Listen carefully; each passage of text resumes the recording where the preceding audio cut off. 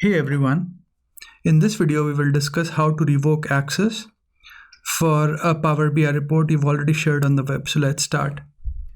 So I'm already logged into the Power BI service, and in the previous video we learned how to share a Power BI report on the web. So we'll do a quick one. So I've already got my workspace, so I'll go to that workspace and I'll open the report. And you can essentially, so we've already generated the link, it shouldn't take very long, and you can go here, go to embed and then get the publish to web.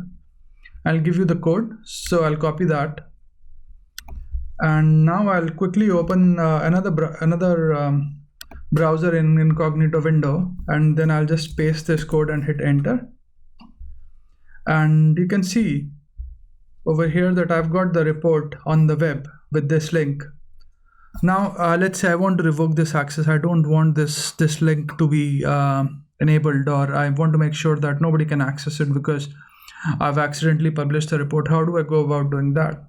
So let's go back onto the Power BI service portal, and you click on the right hand side on the settings, click on that, click on settings again or hover over it, and then in the end go to manage embed codes. And this is the code that has been generated, and you can get it again, you can get the same code from here, but what we'll essentially do is we'll delete this.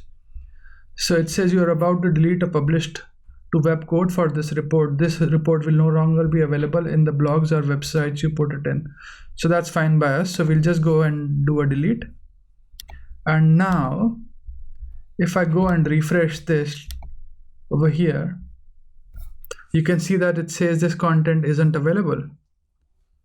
So what we've essentially done is we've disabled this report being accessible via link on the internet. So I hope you find this video useful, and thanks for watching this video. Do let me know if you'd like me to take any specific topics. Please do subscribe to my channel. Yeah, cheers, bye.